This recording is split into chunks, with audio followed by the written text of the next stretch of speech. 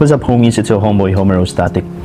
Akala ko dati kapag ginawan mo ng mabuti ang isang tao o pinakitaan mo ng mabuti, yun din ang ibabalik niya sa'yo. Pero mali pala ako.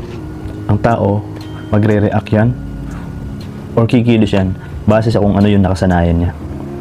Kikilos siya base kung sino talaga siya. At mapapansin mo yun, hindi dahil sa magagandang mga salita na nanggagaling sa kanya. Makikita mo yun sa mga gawa. Dahil action speaks louder than words.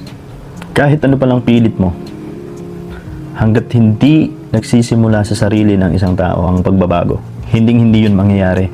Kahit ano pa yung sabihin mo, kahit sang katutak na words of wisdom pa ang ibigay mo sa kanya o iparinig mo sa kanya.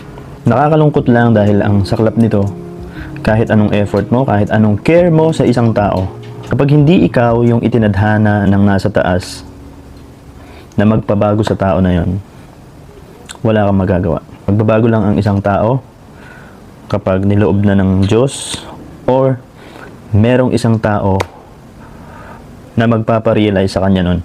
Pero kung hindi ikaw yon, nakakalungkot.